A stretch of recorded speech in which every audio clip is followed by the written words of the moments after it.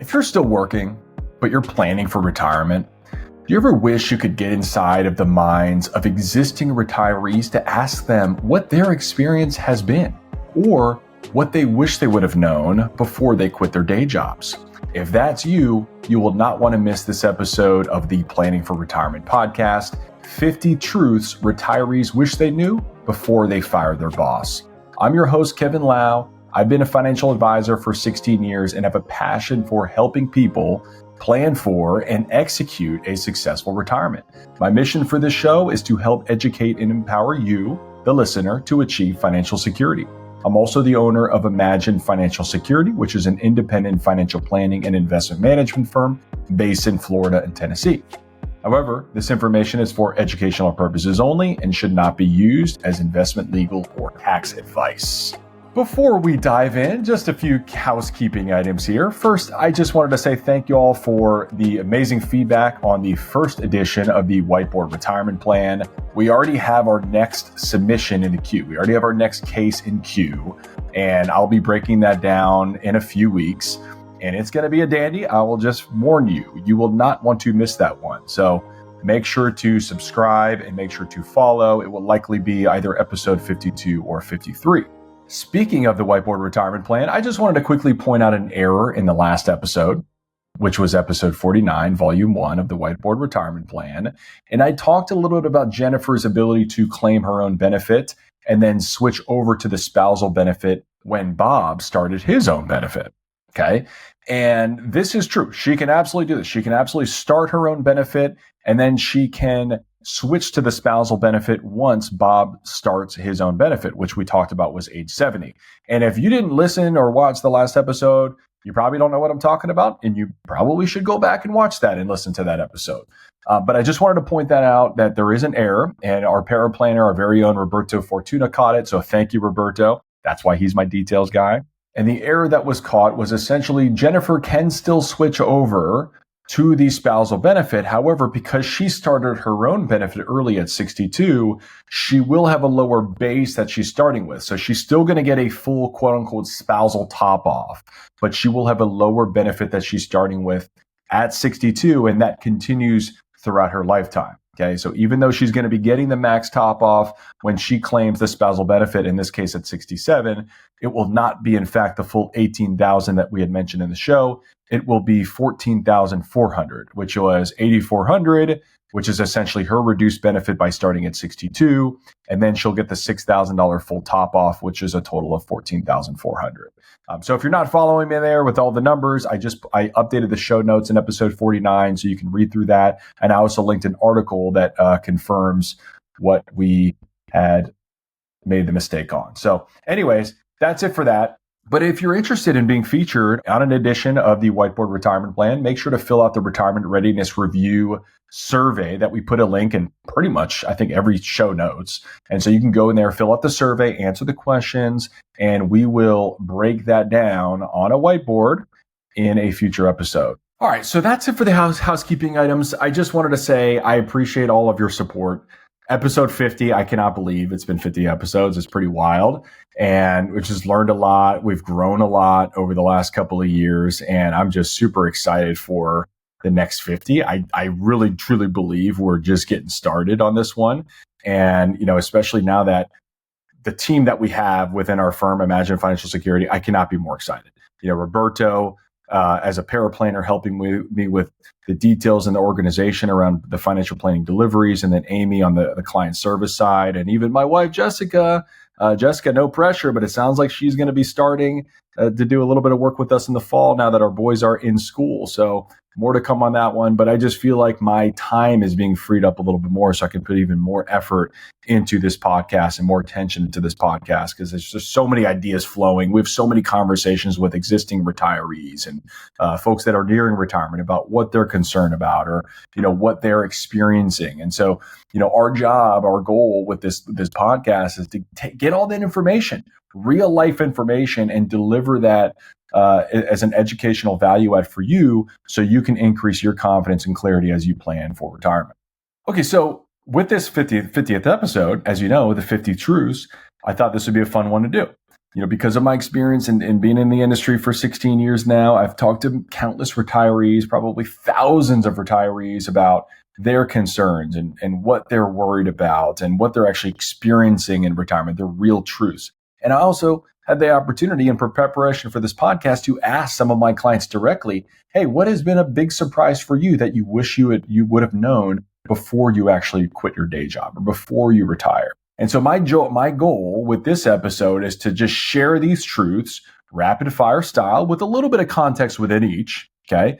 And in order to help you prepare for that time when you do fire your boss and you start to travel the world and play more golf and spend more time with your loved ones, whatever it might be, whatever you're looking to accomplish in this next chapter.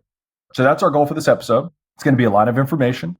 And because of that, we, of course, have a downloadable PDF. The PDF is going to be available for you in the show notes. And so go ahead and all you have to do is enter your email address. You will be put in our company newsletter, which you won't regret. Okay? You're going to continue to send out retirement education insights there, and you will not want to miss out on that information as well. But the PDF will then, you can save it to your computer and reference it as you go along.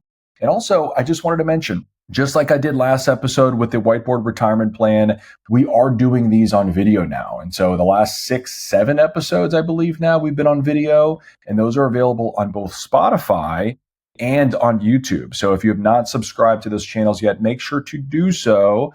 And that way you can follow along with the visual. In today's visual, I did do a little PowerPoint type presentation, and I'm going to be referencing that throughout this podcast episode. So if you want to switch to the video version, Spotify or YouTube. Let's jump into the 50 while I share my screen.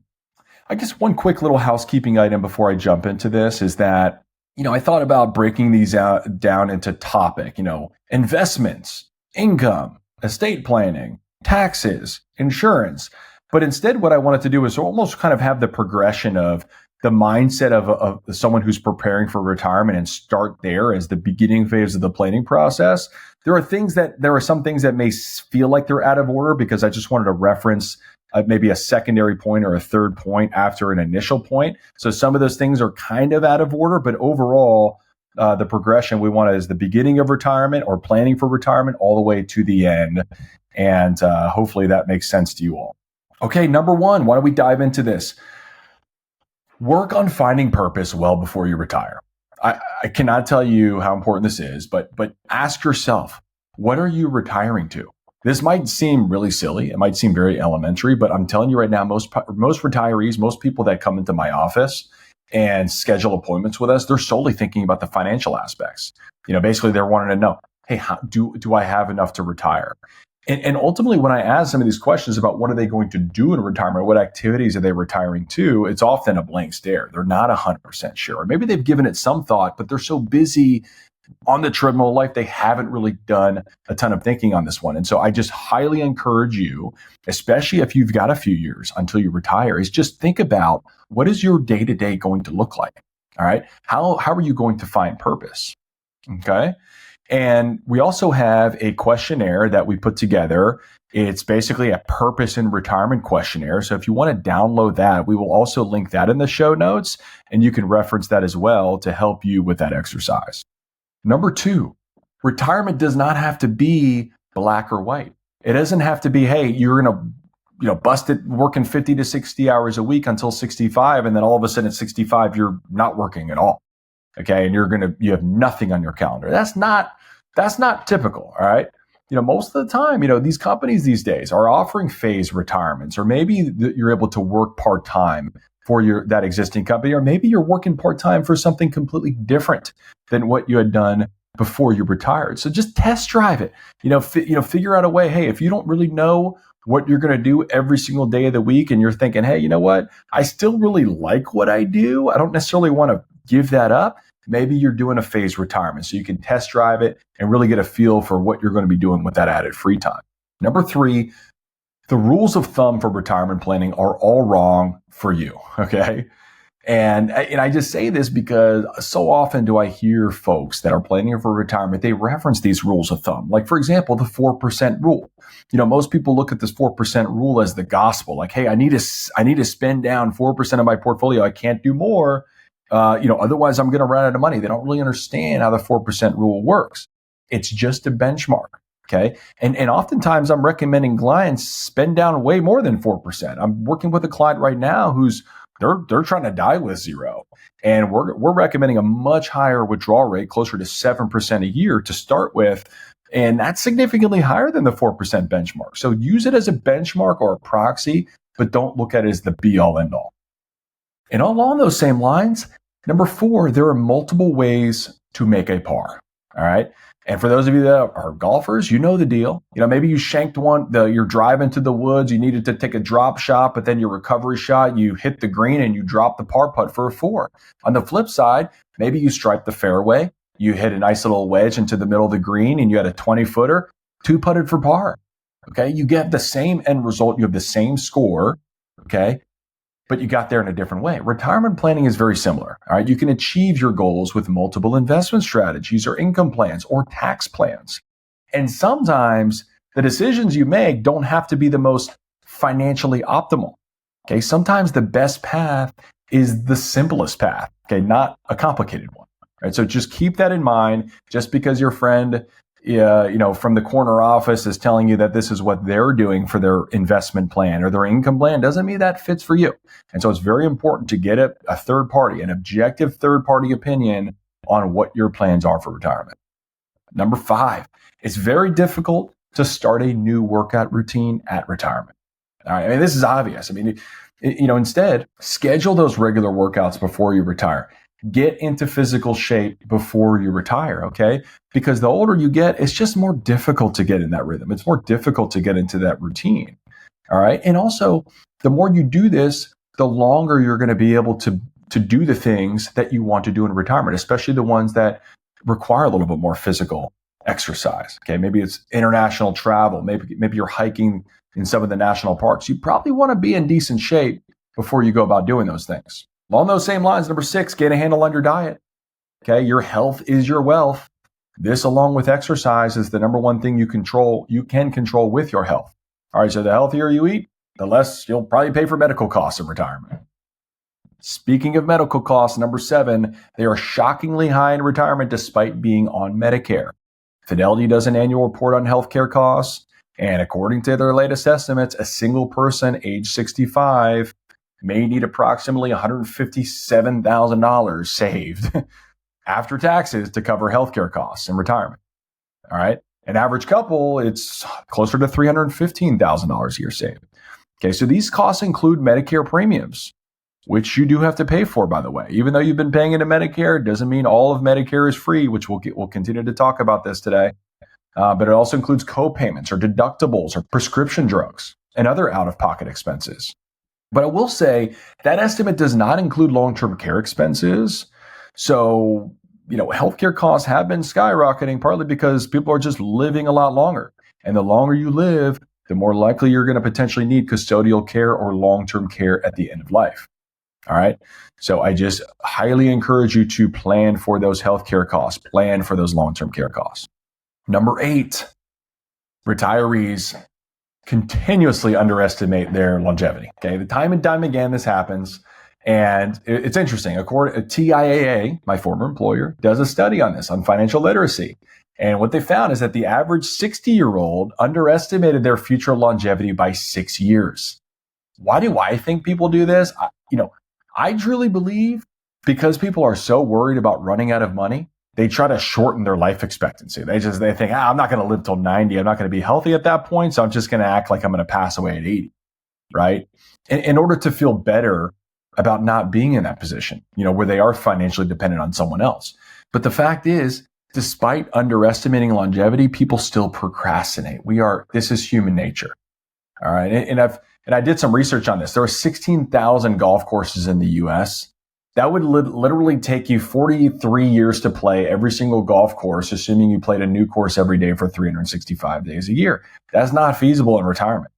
So take those top 100 public golf courses, create a short list of the ones you want to play in the next 12 months and make a plan, make it happen. Even if you're not retired, do it. If those are on your bucket list, do it. Create a financial plan. Number 9, speaking of longevity and exercise, don't forget to exercise your brain, our most powerful muscle in our body. Okay. Just like your pectoral muscles or your biceps, those are going to decline pretty quickly without proper stimulation. All right. And so exercising your brain is so important. I see my dad all the time doing crossword puzzles, exercising his brain, reading. These are those things that you need to be proactive with because during your working years, you likely had that mental stimulation with your full-time job. When you're retired, that goes away. So you need to find a different way to replace that. Number 10, long-term care costs are not covered by Medicare. Medicaid, however, does cover long-term care. That is a federal entitlement program, but I don't think any of you listening to this podcast want to rely on a Medicaid facility. All right. And frankly, you probably don't qualify for one either. You have to spend down your assets. You have to earn below a certain income threshold. So most of you are not going to qualify for Medicaid, even if you tried, because they do have some look back periods where you can't just give away your assets just because you're about to go into a long-term care facility. They look at that. And so if Medicare is not covering long-term care, you got to have a plan. Number 11, most people go into retirement thinking expenses are going to go down. All right. So they saw this rule of thumb. Remember I mentioned the rule of thumb earlier and they heard 80% of income, right? Well, personally, my clients typically experience an increased expenses, especially during those early years of retirement. Every day is Saturday, right? You're traveling the world. You're checking off all of your bucket list golf courses you want to play. You're spending more time with your grandkids and spoiling those grandkids. So don't be surprised in those first few years if you actually have an increase in expenses just by way of having more free time to do those leisure activities that you love doing. Number 12, retirees end up lagging inflation relative to the general population. Now, I will say, qualifier, it depends on your lifestyle, right? I mean, if your expenses are related to travel mostly, yeah, you probably did experience a good bit of inflation over the last few years because travel costs have skyrocketed. Okay. If a lot of your expenses are fixed costs, yeah, sure. You've probably had an increase in costs, likely to grocery or, your grocery bills or gas, travel, just day-to-day living expenses. But, perhaps your mortgage is fixed, or maybe you don't even have a mortgage. And maybe you're in a place like Florida where, you do have homestead exemptions where you're not going to have a massive skyrocket in your tax bill. So you may not have inflation. And so the reality is, the studies that I've read show that retirees end up lagging inflation by about 1% a year. So for whatever that's worth. Number 13, international travel fatigue. So I've had a lot of clients that get gung-ho about all these trips they want to take overseas to Europe or Asia, or Australia, Alaska, even though that's not overseas, it still kind of feels like overseas, whatever those might be.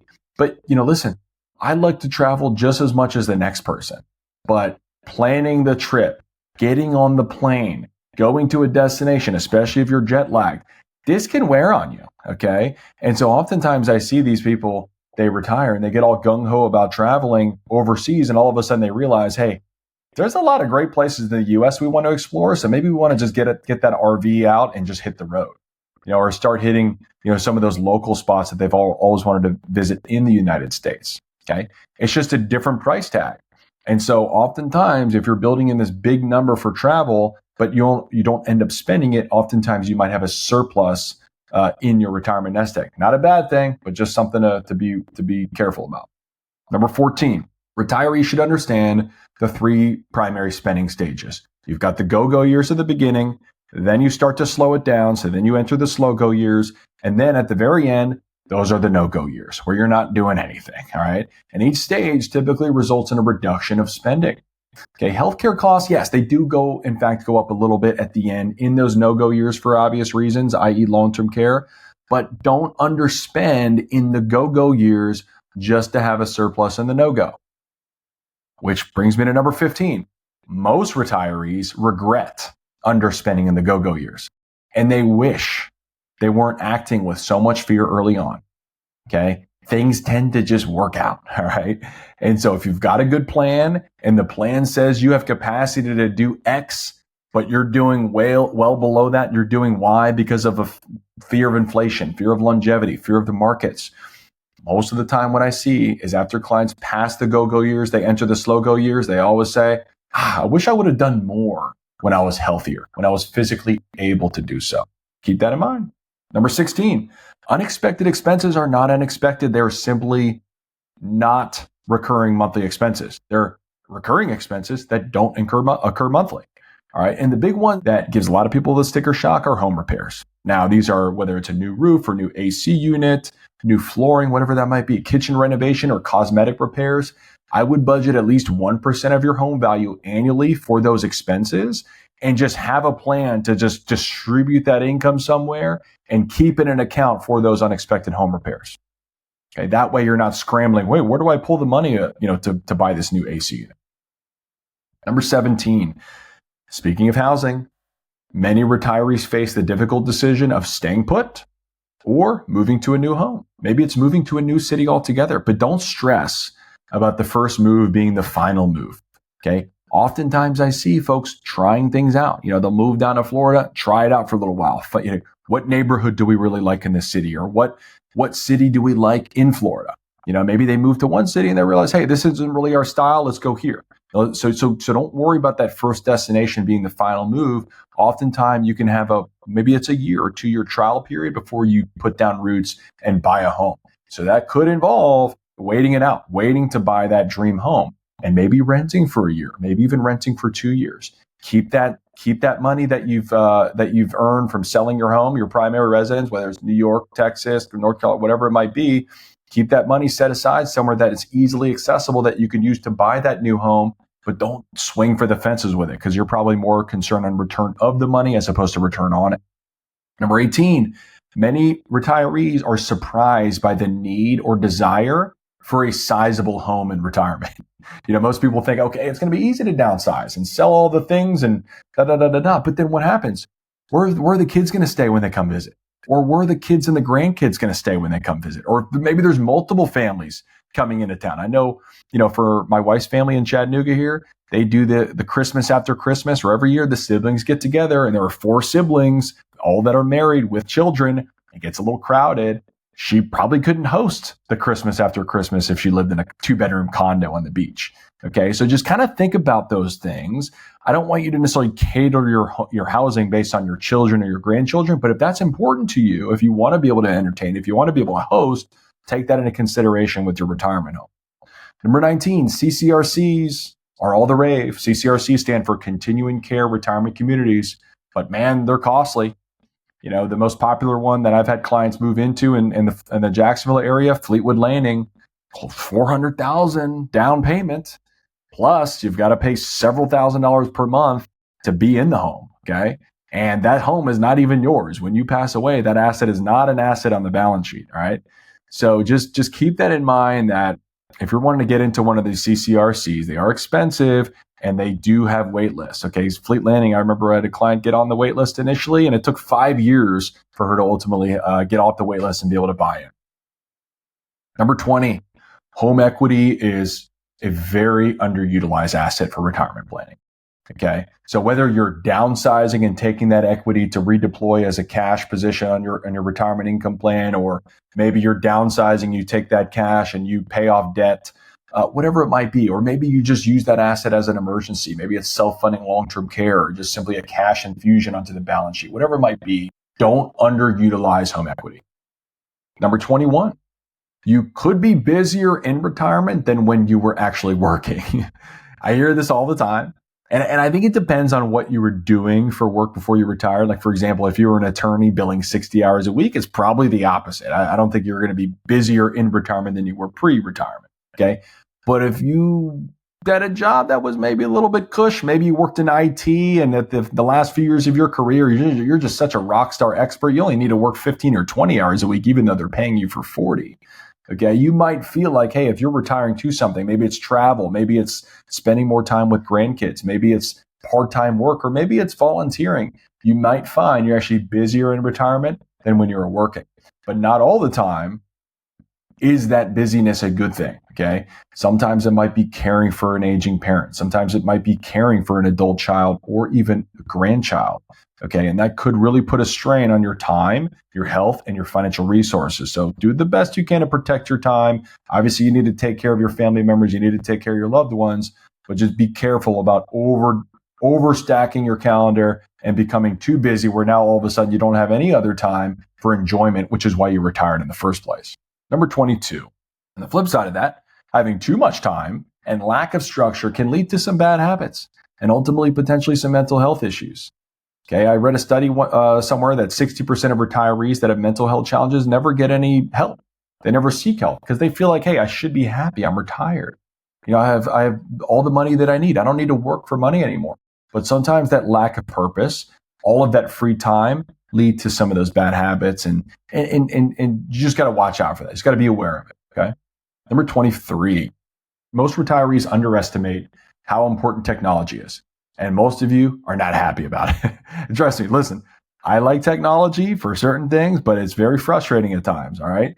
And a lot of businesses, including my business, relies heavily on technology. And this can be very challenging for retirees that did not grow up with technology, that did not grow up with social media, that did not grow up with smartphones. All right. And so I just warned you that, listen, tech is constantly changing and evolving. But the nice thing is we've got YouTube University, okay, videos from experts who are talking about the tech you're dealing with. So if you're having trouble with Zoom, type in, how do I use Zoom into YouTube? Or if you're having trouble with, let's say, logging into charlesschwab.com, I guarantee you there's a YouTube video for that as well. So utilize YouTube University for those technology changes. Number 24, speaking of technology, with all of the changes in technology, retirees have reported being a huge target for scammers. Watch out. Don't fall victim to this. Be very skeptical of any kind of scheme that you come across, whether it's an email or even sometimes phone calls. With AI nowadays, it is a little scary what you can do with AI voices. You can literally take a recording of someone's voice, put it into a program, write some text that is not what that individual said, and then you have a robot spitting out a sentence or two that sounds like that individual but wasn't. Okay. So you might have a phone call from someone who sounds like your sister or your brother or your adult child, and it may not even be them. I'm not trying to make you paranoid. I just want you to be aware of this because I've had clients that have been subject to these scams. So be careful.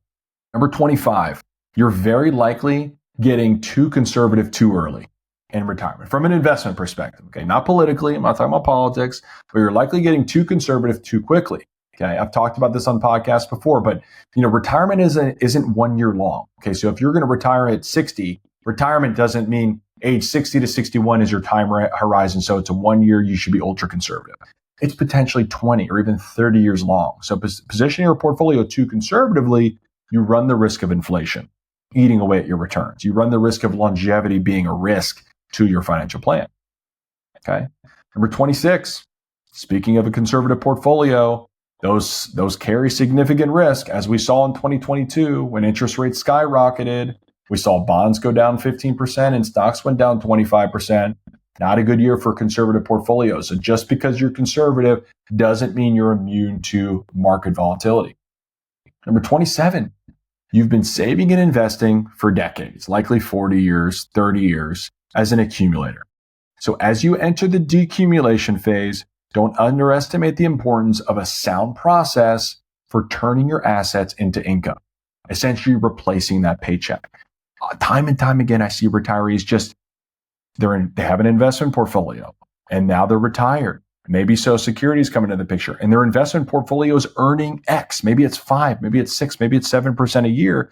And they're still reinvesting those proceeds back into the portfolio. And I'm just trying to think, hey, you have enough to retire and never work again. Why are you reinvesting all of your earnings or your profits? Take some of those profits out of the table.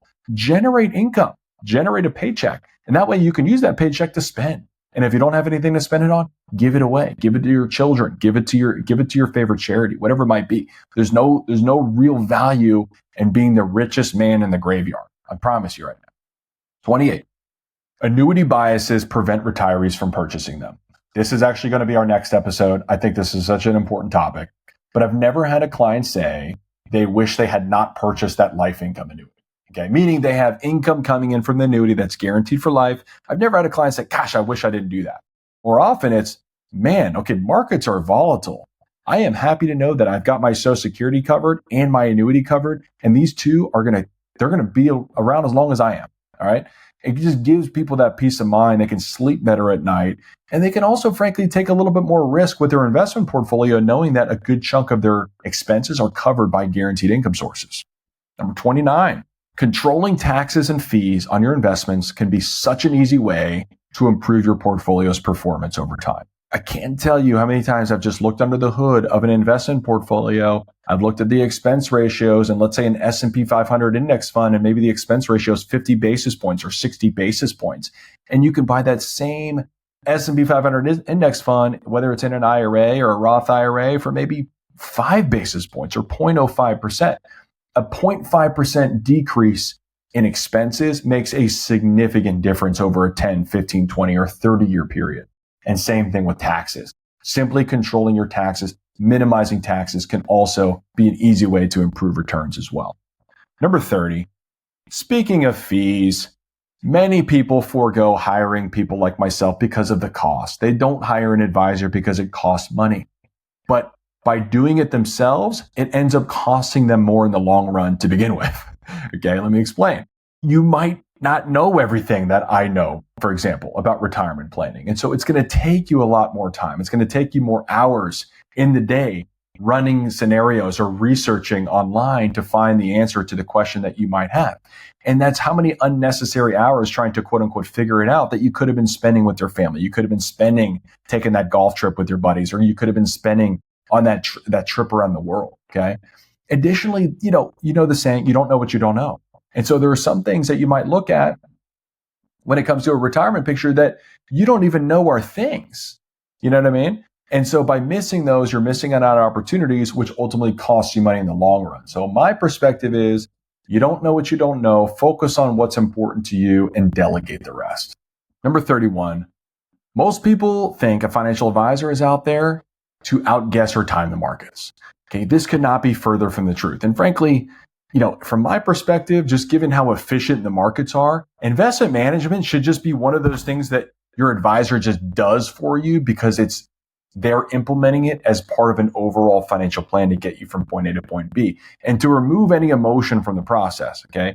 Yeah, I do see that as a big hindrance for retirees when they're in their investment portfolio, they're in charge of their investment portfolio. They're constantly watching CNBC. They're constantly worried about the markets. So the investment management piece is relatively straightforward. Delegate that, streamline that, and then let an advisor help you with things like tax optimization or creating an income distribution plan or optimizing your estate plan or charitable giving. There are so many different ways your advisor can help you with your money outside of managing investments. And frankly, if your advisor is only managing investments, it's probably time you look for a different advisor, because there's plenty of us out there that not only manage investments, but also do all of those other things I just talked about. Number 32, the media is not your friend, it's your enemy, period. They want to sell fear, they want to sell greed, and neither are good for making sound long-term portfolio management decisions. Number 33, taxes might be your largest annual expense in retirement, but don't let the tax tail wag the dog. Sometimes not optimizing your tax plan can keep things simple, which ultimately could help your spouse if something were to happen to you, or help free up your time so you can spend that time doing things you want to do, things that are important to you, not sitting there crunching a Roth conversion at the end of every tax season. Number 34, cannot mention taxes without mentioning the RMD trap. RMD, first of all, stands for required minimum distributions. And these start for most people at either 73 or 75, unless you've already been taking RMDs. And if they're not planned for properly, this could seriously blow up your tax plan when you start taking those RMDs. Number 35, Roth conversions can help mitigate that RMD tax trap. All right, most retirees quit their day jobs. All right, their incomes drop. So there could be a period of very low tax brackets for a period of time. Maybe it's 5 years, maybe it's even 10 years until you begin those RMDs or until Social Security kicks in. Maybe it's time to start converting that traditional IRA over to Roth. Okay, that way you minimize those RMDs. Roth IRAs don't have RMDs. And so you can minimize those RMDs and ultimately maximize the tax efficiency of your retirement income plan. Number 36, the flip side of that is don't over-convert your IRA, especially if you plan to give it to charity or if you plan to leave your IRA to charity at your death. Because those charities, they're going to be tax-free anyways. There's no sense leaving a Roth IRA to charity. So maybe you leave a little bit of meat on that bone inside of the traditional IRA to take care of some of those charitable giving objectives that you might have, if that is important to you.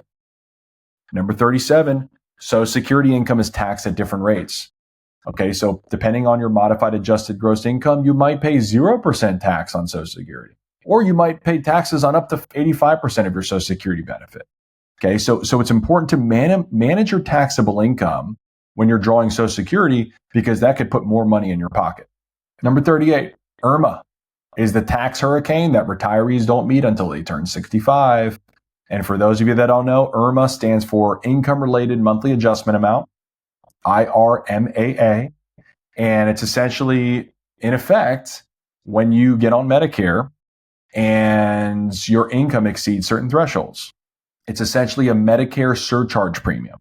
So if your income is above a certain threshold, this could add up to $16,000 a year in additional costs for Medicare premiums on both Part B and Part D. Part A is free for everybody, but you do pay a premium for Part B and for Part D. And that is the one that adjusts based on your modified adjusted gross income. So be careful of that. So when you're doing Roth conversions, factor in IRMA, okay? If you're looking at your taxable income within your brokerage accounts, whether it's municipal bond income or taxable bond income or even a money market fund, that is all included in your modified adjusted gross income, and that's going to be added to that calculation. So just be careful of all of those metrics if you want to minimize the amount of tax you pay on your Medicare premiums. Number 39, retirees tell themselves is the important way to read this, that they will self-fund long-term care costs, but their loved ones never got the memo, okay? I've thrown this stat out before, but 70% of caregiving for long-term care is done by unpaid caregivers, aka family members. So if you've planned to self-fund, tell the decision makers that's the case. Tell your spouse that's the case. If you have a sister stepping in as power of attorney, make sure she knows that you have a dedicated pool of funds to pay for long-term care costs. And give your children, give your spouse permission to spend it down. Okay, don't say, hey, I'm going to self-fund to your financial advisor, and then don't tell any of your loved ones. And all of a sudden now your spouse is doing the caregiving because they're so worried about running out of money. Number 40, you may not need life insurance, but you may want it. Okay, if legacy is important to you, and because legacy is so important, you're having a tough time spending down your nest egg. I see this all the time. I have a client who they want to maximize what they leave to their two boys. And because of that, they're so afraid to spend down their own investment portfolio because they have this pot of money that they want to leave to their children. So what do? We bought a permanent life insurance policy, universal life policy for them. And now they have this legacy floor in the amount of about $700,000. And now they can focus on spending down their retirement nest egg and enjoy their retirement, knowing that, hey, we at least have X amount that's going to be left to our boys plus our home. Number 41. Don't forget your umbrella. Okay, umbrella, well, I'm talking about liability insurance. Most people are happy to know that qualified plans like 401ks, 403bs, TSPs, they're creditor protected. And for the most part, IRAs are as well. Most states have IRA protection as well from creditors, cash value life insurance, annuities, etc. But what about other assets outside of those retirement accounts, outside of those qualified plans? If you have a decent chunk of change inside of a taxable brokerage account or money market account or investment real estate, you might want to think about protecting those assets via an umbrella policy or an umbrella policy combined with a trust, a revocable living trust. Number 42, if you do survive your spouse, there's a good chance you're going to live a heck of a lot longer.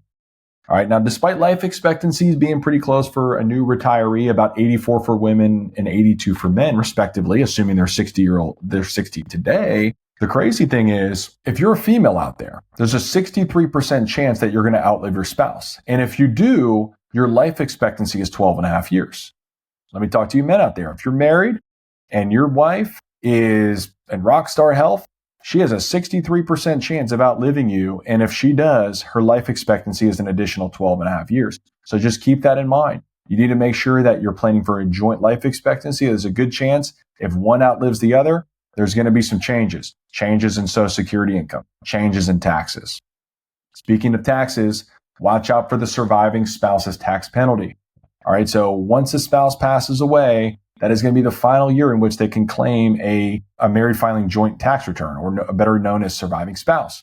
The following year, they have to claim single unless they miraculously got married that year. But in any case, this can oftentimes lead to an increase in tax rate. Okay. So there's some planning that should be done when you're planning for retirement. You have some joint life expectancies and maybe one spouse has a very high probability of outliving the other. Stress test that and see if there's some opportunities to mitigate that surviving spouse tax penalty. Number 44, Whether you move to a new city or leave your work friends behind, it is so important to have a strong sense of community in this next chapter. Okay. A strong friend group as well. I mean, not just family. And retirees who feel like they're part of the community, they just report significant amount more of happiness, and they have longer life expectancies too. And so, obviously, if you're married, that is a relationship, but I'm talking about community outside of even your spouse, outside of your family, because these are the people that you might be aging with as you grow older. Okay. Number 45, choosing someone to manage your financial affairs if you were unable to is very difficult. All right. Especially if you're single or for married couples with no children, or maybe your children are not responsible and they're not able to manage your affairs. I mean, this is a challenge. Oftentimes, let's say you're single and you select your sibling who's like the same age as you, maybe 3 years younger, 3 years older. And you say, yeah, if I'm incapacitated, my brother Steve is going to step in. Well, Steve might be the same age as you or older. And so if you're not in sound mind, what if they're not in sound mind either? Or what if they predecease you and now you have nobody listed? So it's a little bit complex. You need to put some thought into this. You need to create second lines of defense just in case. And there's also corporate trustees out there that could also assist with this as well if you're really concerned. Number 46, a big part of how you're remembered is the mess or lack thereof you leave behind when you're gone. I've had clients become full-time detectives when they step in as the executor or the power of attorney because the parent just didn't do a great job of giving direction and staying organized. So don't be that person. And also the mess, also involves your stuff. If you've got a lot of clutter in your house and you just know that, hey, when you're gone, your kids are going to be stepping in to clean that up, you probably might want to be a little proactive with that. Start to give things away now. Start to declutter now. Start to sell things now. And also just don't be offended if your kids don't want the vintage coffee table from your great grandmother. Listen, we all have limited space in our homes. I love when my mother-in-law brings me things or brings us things that are sentimental to her. We try to keep as much as possible, but sometimes we tell her, hey, I don't think we can accept this because we just don't have space for it. And that's okay. Number 47. Speaking of how you're remembered, financial legacy doesn't have to wait until you're dead. Okay. It's like the concept from the Die with Zero. Giving with a warm hand is much more enjoyable than giving with a cold one. Okay. And this could even go not only for, children or individual beneficiaries. It could also be for charities.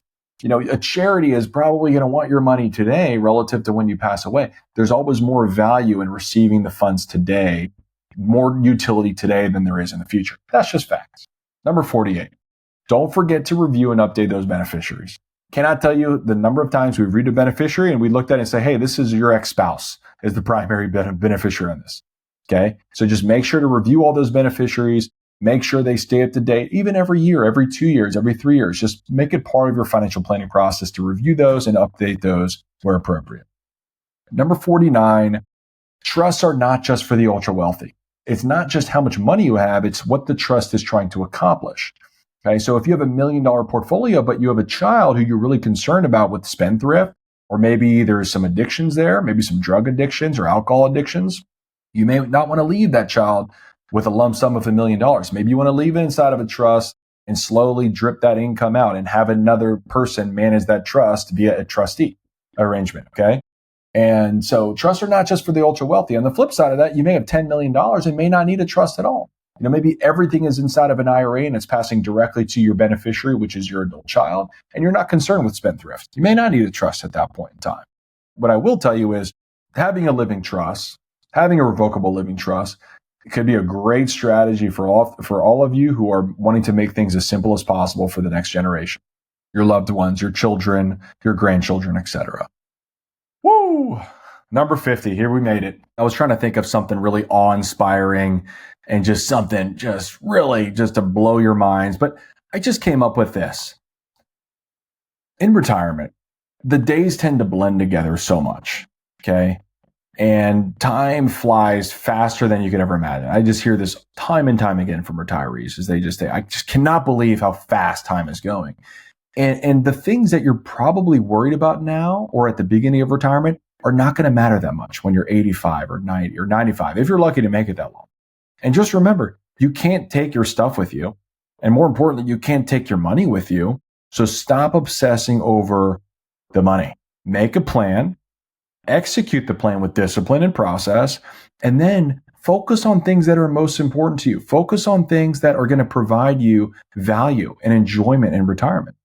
For me, it's my faith, it's my family, it's my friends, it's my fitness, and my financial planning. These are my filters. And so make sure you have a filter. What's getting added to your calendar? Is that going through some sort of filter? Okay. Because very easily 5 years can go by in retirement. You kind of look back and you think, oh my gosh, what did I even do? Okay. And oftentimes I see people spending a little bit more time on their finances in retirement than they thought they were going to. Okay. Most likely because they never hired an advisor and they're doing it themselves. If that's going to give you enjoyment, if tracking the markets are going to provide enjoyment to you, provide you value and entertainment, okay, that's one thing. Should you be managing your investment portfolio? I don't know. I mean, it depends. I don't know what your capabilities are, but some of you probably shouldn't be doing that. And maybe your spouse is getting ticked off because they thought you all were going to go travel the world and you're sitting around watching CNBC and watching the markets and what the Fed's going to do with interest rates this September. Okay. Is that providing value to you? Is that providing value to your family? So final thoughts, guys. The things that you're truly worried about today are likely not even going to be things in 15 years or 20 years down the road. Okay. But things you feel like you should have done while you were healthier, or while your grandkids were little, or while your adult children were building their careers and starting their families. Those are the things that you wanted to focus your time on. Okay. Not the financial side, but I get it. It's tough to not focus on the financial side because that is what's going to fund your retirement lifestyle. And I don't want to downplay those risks. I mean, these are legitimate concerns that you might have. The risk of a major recession or a bear market, the risk that inflation heats up again on top of an already inflated economy. The risk that the US isn't the top dog in the next 10 years any longer, China takes over.